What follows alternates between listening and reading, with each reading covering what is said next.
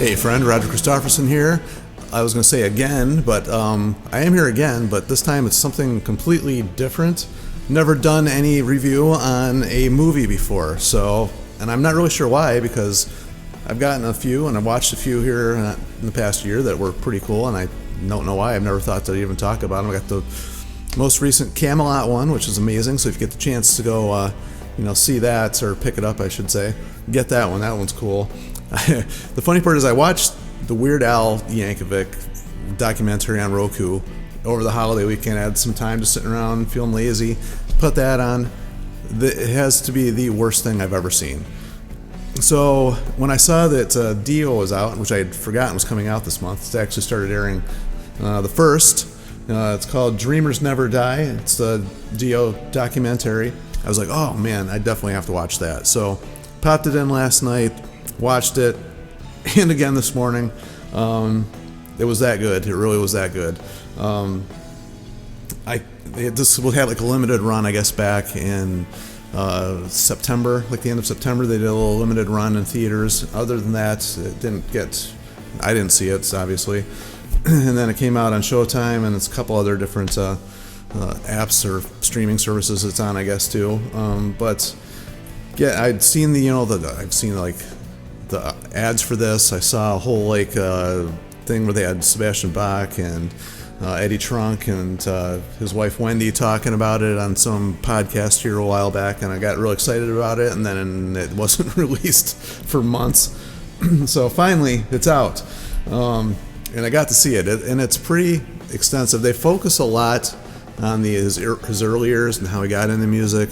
And that was interesting, and didn't know he played trumpet when he was younger. That's weird, because I've been following Dio since mid '80s when I first heard when he first went solo. I was started listening to him then. I remember hearing one of the first things I remember listening to a lot was Black Sabbath's Live Evil. I listened to that album so many times I couldn't even tell you.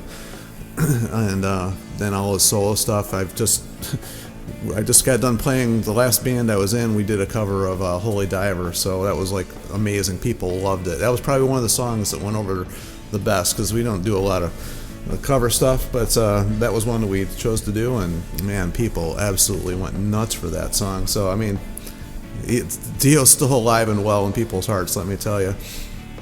And it goes through his history, obviously, all the bands and how he got to join, and a little bit more of the intricate details that maybe a lot of people don't know about. And it didn't get too much into a solo stuff after the first 3 albums. They kind of backed off on the little intricate details of who was on what, and they didn't really get into how they did Dehumanizer. They kind of just mentioned it in a minute, and they did explain how Heaven and Hell came to be and how he got back together with them, but they really didn't go over a whole lot of his middle solo career there. But the one thing I did pick up is that he never gave up, and he always had a positive attitude, and he was the type of guy who would lift people up when they were feeling down. He was always, and I found it really cool that when they were talking about, because there were a lot of guests in this, they were talking about how his band members were saying how he'd meet the fans, and they would even meet them again later on, and he would remember intimate details about their life and bring that up. Now, for somebody to remember that's amazing, but to pay that much attention to somebody who showed up to your show and talked to you is just the coolest thing I think I've ever heard about any type of famous person. I thought that was extremely cool.